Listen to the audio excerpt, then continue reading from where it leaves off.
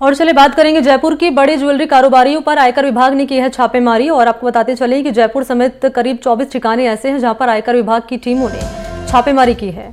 अचानक आयकर विभाग की छापेमारी की खबर लगते ही हड़कंप मच चुका है। हालांकि कई प्रतिष्ठानों के खुलने से पहले आयकर विभागों की टीमों ने बाहर डेरा जमाए हुए हैं। सूत्र हमारे बता रहे हैं कि लंबे समय से आयकर विभाग इस ज्वेलरी कारोबारी समूह पर निगरानी रखे हुआ था। इसके बाद राजस्थान समेत कई अन्य जगहों पर भी छापेमारी हुई है। आयकर विभाग के अन्वेषण शाखा के अधिकारी हैं। कारोबारी समूह के यहां आय व्यय के ब्यौरे के अलावा अन्य दस्तावेज खंगाले जा रहे हैं और ऐसे में कार्रवाई देर रात तक जारी रह सकती है, ये भी जानकारी सामने आ रही है। माना जा रहा है कि इस कार्रवाई में अघोषित आय उजागर हो सकती है। मुबारक इस वक्त मौजूद है, क्या है खबर पूरी? मुबारक देखिए, ये आयकर विभाग की कार्रवाई है। आज सुबह से ही मनी जो है आयकर विभाग की टीम जयपुर पहुंच चुकी थी और सुबह जब ये जो ज्वेलर हैं जो प्रदेश के बड़े ज्वेलर माने जाते हैं, इनसे जुड़ी ये कार्रवाई है।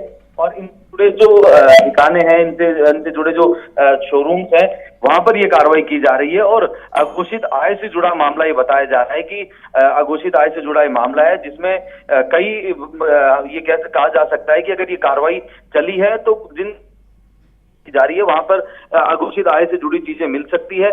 और अगर जैसे ही ये कार्रवाई पूरी होती है उसके बाद देखना होगा किस तरह की चीजें जो है यहाँ से निकलकर सामने आती है और क्या कुछ जो आईटी विभाग है, इनकम टैक्स, उसे क्या कुछ यहाँ से मिल पाता है। कब तक कार्रवाई जारी रह सकती है?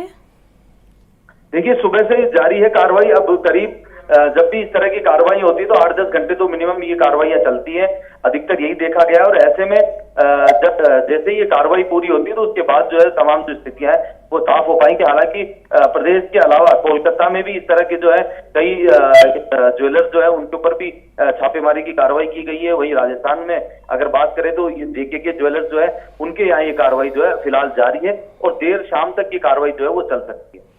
क्योंकि 2 दर्जन ज्वेलर्स के यहाँ पर आईटी ने यहाँ छापेमारी लगातार चल रही है और आप कह रहे हैं कि शाम तक की कार्रवाई चल सकती है। सूत्र क्या बता रहे हैं? अब तक कुछ इनपुट हाथ लगा है, कोई लीड हाथ लगी इस मामले में आईटी के?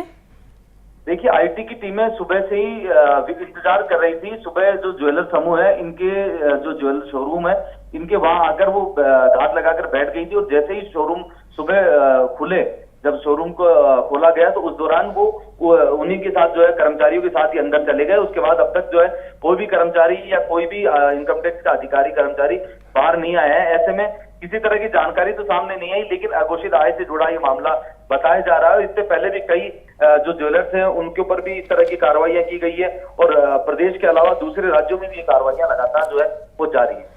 किन किन शहरों में कार्रवाई चल रही है मुबारक खान? क्योंकि 2 दर्जन ज्वेलर्स हैं जिनके यहाँ पर छापेमारी है। जयपुर में कहाँ ये कार्रवाई चल रही है? देखिए, जयपुर के एमआई रोड का ये इलाका है जहां पर ये कार्रवाई फिलहाल जारी है। इसके अलावा कलकत्ता में भी ये कार्रवाई चल रही है, राजस्थान के जयपुर में ये कार्रवाई चल रही है। और इनसे जुड़े जो लोग हैं, जो ज्वेलरी का काम करते हैं, जो ज्वेलर के बड़े कह सकते हैं कि बड़े उद्योगपति है ये, तो ऐसे में इन लोगों से जुड़े जितने भी लोग हैं और इनसे जुड़े जो ठिकाने, वहां पर जो है इनकम टैक्स की कार्रवाई जो है वो जारी है।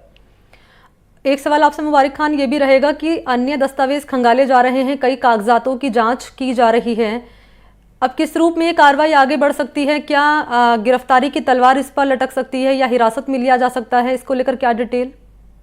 देखिए, शुरुआती जब ये छापेमारी की कार्रवाई होती है तो अक्सर ये देखा जाता है कि तमाम जो दस्तावेज होते हैं उस संबंधित जहां पर ये कार्रवाई चलती है तो उनसे जुड़े जो दस्तावेज होते हैं उन्हें कब्जे में लिया जाता है, उनसे जुड़े जानकारी उनसे मांगी जाती है। अगर किसी तरह की जानकारी देने में या किसी तरह का कोई तथ्य गलत पाए जाते हैं या फिर वो गलत चीजों के कागजात होते हैं तो उनको लेकर फिर अलग अलग धाराओं में जो है मुकदमे दर्ज किए जाते हैं। और मुकदमे दर्ज करने के बाद जो है फिर पूछताछ के लिए बुलाया जाता है। और जब पूरी तरीके से सिद्ध हो जाता है कि ये जो व्यक्ति है या ये जो संस्था है ये गलत है, इनकम टैक्स की चोरी की गई है, अघोषित आय छुपाई गई है, तो ऐसे में उसके बाद विभिन्न धाराओं में जो मुकदमा दर्ज होने के बाद ही गिरफ्तारी संभव है। हालांकि शुरुआत में ये चीजें कहना बेहद मुश्किल है कि आज गिरफ्तारी होगी या नहीं होगी, क्योंकि जांच के अपने तरीके हैं, अपने जो नियम कानून है, उसी हिसाब से जो है फिलहाल जो जांच अभी जारी है। चलिए, शुक्रिया आपको मुबारक तमाम जानकारी के लिए।